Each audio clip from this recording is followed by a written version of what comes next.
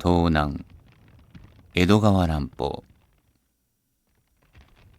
面白い話があるのですよ。私の実験談ですがね。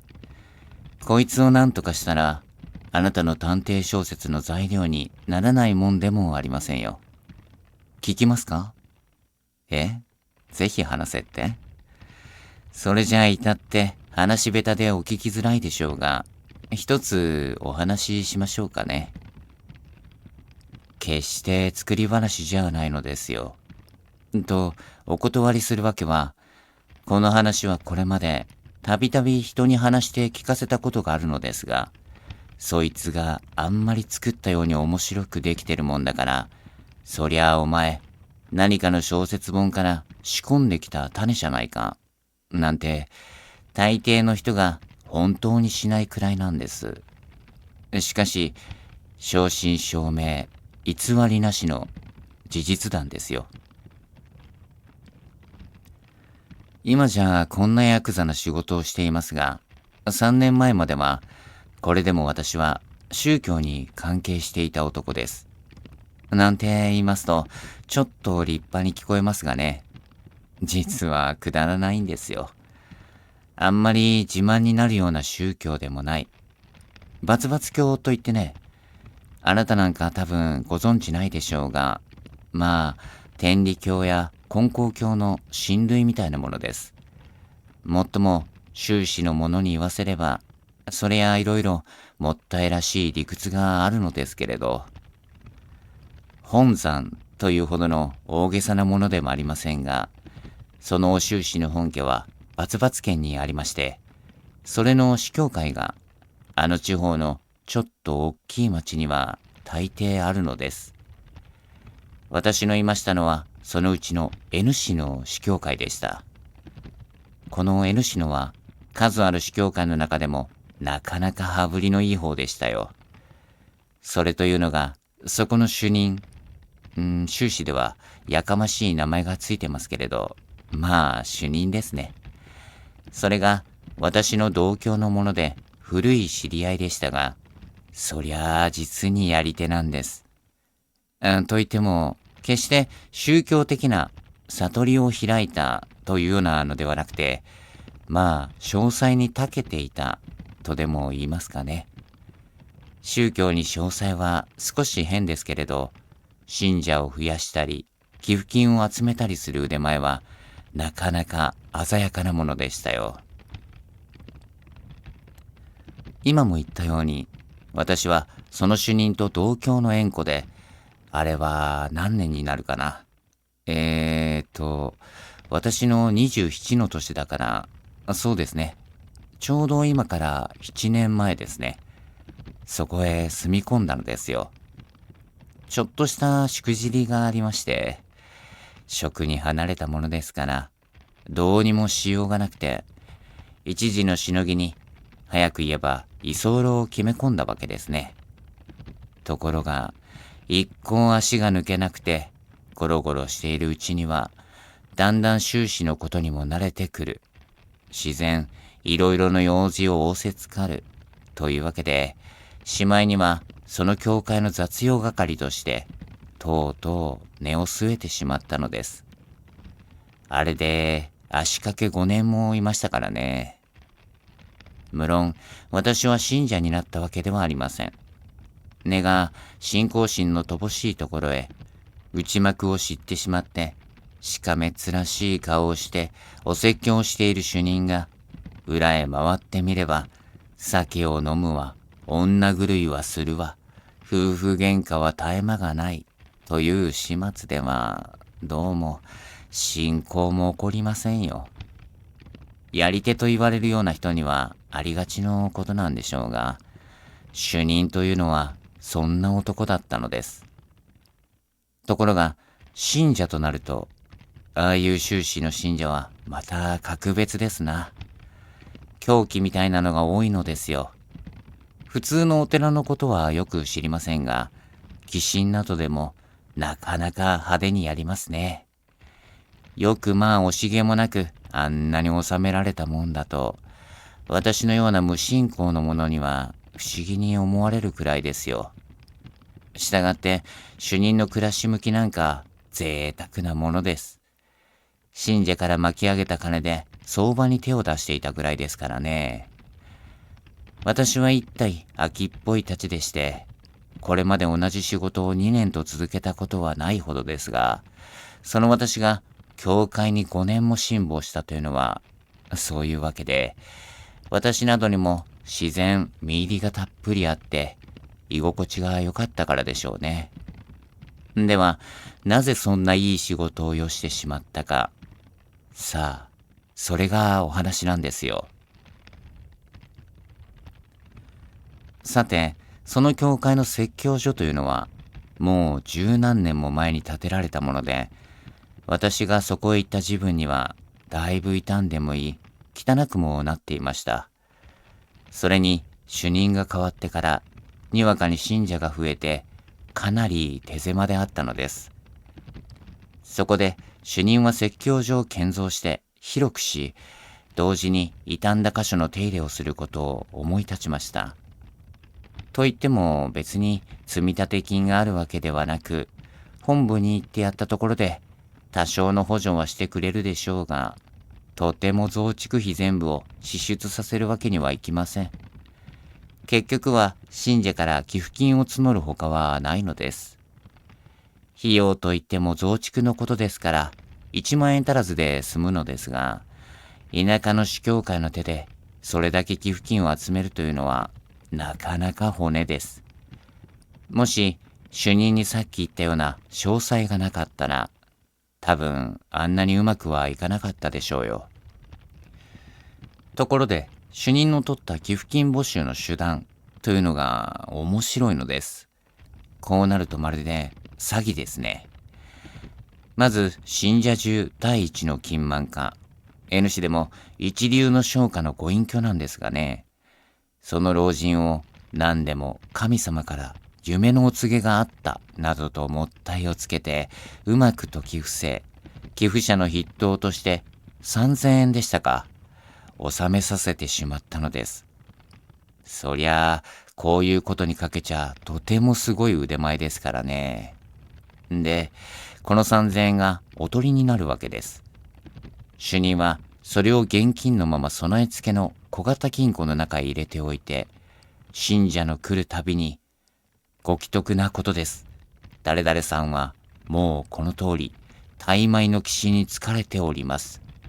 などと見せびらかし、同時に例のまことしやかな夢のお告げを用いるものですから、誰しも断りきれなくって、応分の寄付をする。中には、虎の子の貯金をはたいて、信仰ぶりを見せる連中もあるというわけで、みるみる寄付金の高は増していくのでした。考えてみると、あんな楽な商売はありませんね。10日ばかりの間に5000円も集まりましたからね。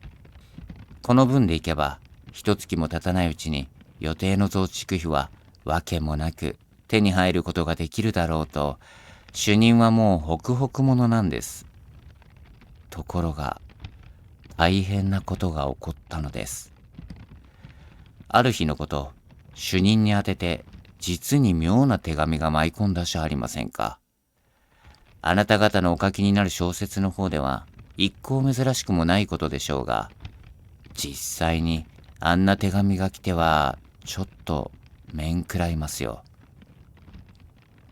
その文面はね、今夜12時の時計を合図に、貴殿の手元に集まっている寄付金を頂戴に推算する。ご用意を願う。というのです。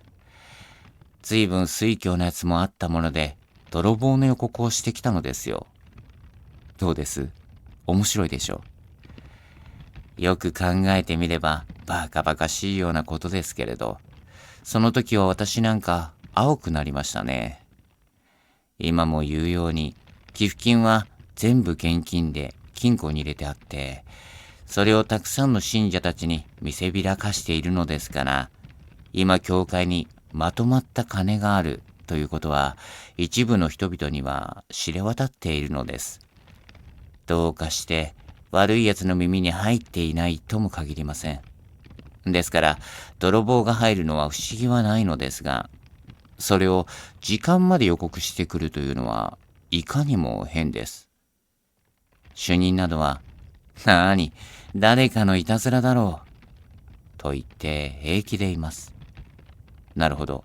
いたずらでもなければ、こんなわざわざ用心させるような手紙を出す泥棒があるはずはないのですから。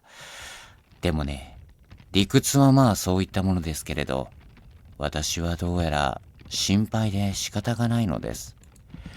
用心するに越したことはない。一時、このお金を銀行へ預けたらどうだろうと主任に勧めてみても、先生、一向取り合ってくれません。では、せめて警察へだけは届けておこうと、ようやく主任を納得させて、私が行くことになりました。お昼過ぎでした。身支度をして表へ出て、警察の方へ一丁ばかりも行きますと、うまい具合に向こうから4、5日前に戸籍調べに来て顔を見覚えている巡査がテクテクやってくるのに出会ったものですから、それを捉えて、実はこれこれだと一部始終話したのです。いかにも強そうなヒゲ武者の巡査でしたがね、私の話を聞くといきなり笑い出したじゃありませんか。おいおい、君は世の中にそんな間抜けな泥棒があると思うのか。一杯担がれたのだよ、一杯。怖い顔をしているけれど、なかなか来楽な男と見えます。しかし、私どもの立場になってみますと、なんだか気味が悪くてしようがないのですが、念のために一応お調べくださるわけにはいきますまいか。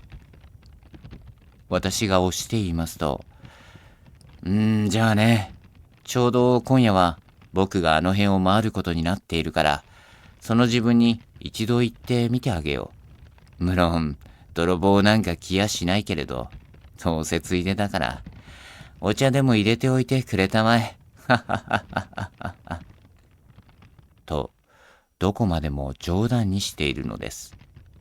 でもまあ、来てくれるというので、私も安心して、くれぐれも忘れないようにと念を押して、そのまま教会へ帰りました。さて、その晩です。いつもなら夜の説教でもない限り、もう9時頃になると寝てしまうのですが、今夜はなんだか気になって寝るわけにもいきません。私は巡査との約束もあったので、お茶とお菓子の用意をさせて、奥の人まで、それが信者との応接間だったのです。そこの机の前に座って、じっと12時になるのを待っていました。妙なもので、床の間に置いてある金庫から目が離せないような気がするのです。そうしているうちに、スーッと中の金だけが消えていきやしないか、なんて思われましてね。それでも多少心配になるかして、主任も時々その部屋へやってきて、私に世間話などを仕掛けました。なんだかバカに夜が長いように思いました。やがて12時近くになると、感心に約束を違えないで、昼間の巡査がやってきました。そこで早速奥に上がってもらって、金庫の前で主任と巡査と私と3人が車座になってお茶を飲みながら晩をすることにしました。いや、晩をするつもりでいたのは多分私だけだったかもしれません。主任も巡査も昼間の手紙のことなんか点で問題にしていないのです。おまわりさん、なかなか議論家で、主任を捕まえて盛んに宗教論を戦わせている。先生、まるでそんな議論をやるために来たような塩梅なのです。そりゃあ、テクテク暗闇の街を巡回しているよりは、お茶を飲んで議論をしている方が愉快に相違ありませんからね。なんだか私一人、くよくよ心配しているのがバカバカしくなったものですよ。しばらくしますと、喋りたいだけ喋ってしまった巡査は、ふと気がついたように、私を顔を見ながら言うのです。ああ、もう12時半だね。それ見たまえ。あれはやっぱりいたずらだったな。そうなると、私もいささか恥ずかしく、おかげさまで、とか、なんとか、曖昧に答えたのですが、すると巡査が金庫の方を見て、で、金は確かにその中には入っているのだろうね。と、妙なことを聞くではありませんか。私はからかわれたような気がして、いささかムッとしたものですから、無論入ってますよ。なんなら多めにかけましょうか。と皮肉に言い返したものです。いやいや、入っていればいいがね。念のために一応調べておいた方がいいかもしれないよ。ははははは。と、先方もあくまでからかってきます。私はもう尺に触ってしようがないものですから、ご覧なさい。と言いながら、金庫の文字合わせを回して、それを開き、中の札束を取り出してみせました。すると、巡査がね、なるほど。そこですっかり安心してしまったわけだね。私はうまく真似られませんけれど、そりゃあ嫌な言い方でしたよ。なんだか変に奥歯に物の挟まったような調子で、意味ありげにニヤニヤ笑っているのですからね。だが、泥棒の方にはどんな手段があるかもしれないのだ。君はこの通り、金があるから大丈夫だと思っているだろうが、これは、そう言って、巡査はそこに置いてあった札束を手に取りながら、これはもうとっくに泥棒のものになっているかもしれないよ。それを聞くと、私は思わずぞっと身震いしました。こう、なんとも得体の知れない、すごい気持ちですね。こんな風に話したんじゃ、ちょっとわからないかもしれませんけれど、何十秒かの間、私たちは物も言わないでじっとしていました。お互いに相手の目の中を見つめて何事かを探り合っているのです。ははははははは。わかったかね。じゃあ、これで失敬するよ。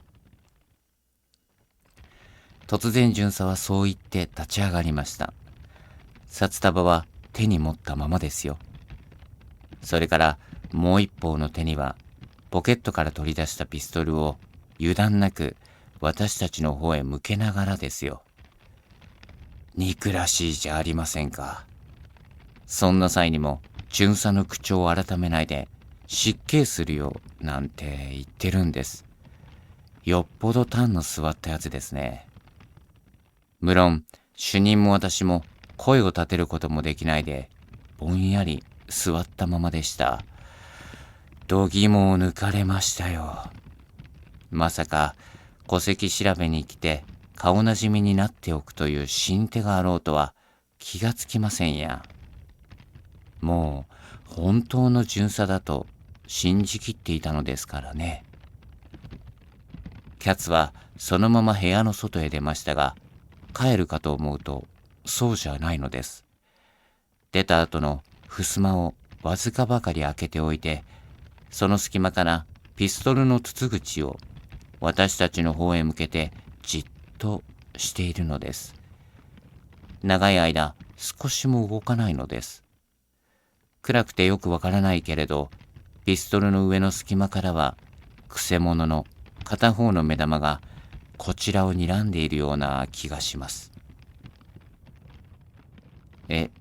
わかりましたか？さすがはご商売柄ですね。その通りですよ。鴨居の釘から細い紐でピストルを吊り下げて、いかにも人間が狙いを定めているように見せかけたのです。しかし、その時の私たちには、そんなことを考える余裕なんかありゃしません。今にもズドンと来やしないかという恐ろしさでいっぱいですからね。しばらくして主任のサイ君がそのピストルの見えている襖を開けて部屋へ入ってきたので、やっと様子が分かったような始末でした。滑稽だったのは、そうした金を盗んでいく巡査を、いや、巡査に化けた泥棒を、主任のサイ君が玄関まで丁寧に送り出したことです。別に大きな声を立てたわけでも、立ち騒いだわけでもないのですから、茶の間にいたサイ君には少しも様子がわからなかったのです。そこを通るとき、くせ者は、お邪魔しました。なんて、平気でサイ君に声をかけたそうですよ。まあ、お見送りもいたしませんで。と、サイ君もちょっと妙に思ったそうですが、とにかく自分で玄関まで見送ったというのです。いやー、大笑いですよ。それから、寝ていた雇い人なども起きてきて大騒ぎになったのですが、その自分には、泥棒はもう10丁も先へ逃げている頃でした。皆の者が着せずして門口まで駆け出しました。そして暗い町の左右を眺めながら、あちらへ逃げた、こちらへ逃げたと、くだらない表情に時を移したものです。夜更けですから、両側の商家なども戸を閉めてしまって、町は真っ暗です。4軒に1つか5軒に1つくらいの割で、丸い剣灯がちらほらと寂しく光っているばかりです。するとね、向こうの横町からぽっかりと一つの黒い影が現れて、こちらへやってくるのが、どうやら巡査らしいじゃありませんか。私はそれを見ると、今の泥棒が我々に歯向かうためにもう一度帰ってきたのじゃないかと思って、はっとしました。そして思わず主任の腕をつかんで、黙ってその方を指さしたものです。だが、それは泥棒ではなくて、今度は本物の巡査でした。その巡査が私たちのガヤガヤ騒いでいるのを不審に思ったと見えて、どうしたのだと尋ねるのです。そこで主任と私とがちょうどいいところです。まあ、お聞きください。というわけで、盗難の次第を話しますと、巡査の言うのには、今から追っかけてみたところで、とてもダメだから、自分がこれから署に帰って、早速非常線を張るように手配をする。無論、それは偽りの警官に相違ないが、そんな服装をしていれば、人目につきやすいから、大丈夫。捕まる。安心しろ。ということで、盗難の金額や泥棒の風体などを詳しく聞き取って手帳に書き込み、大急ぎで今来た方へ引き返していきました。巡査の口ぶりでは、もう訳もなく泥棒を捕まえ、金を取り戻すことができるような話だったので、私たちも大変頼もしく思い、一安心したことですが、さて、なかなかどうして、そううまくいくものではありません。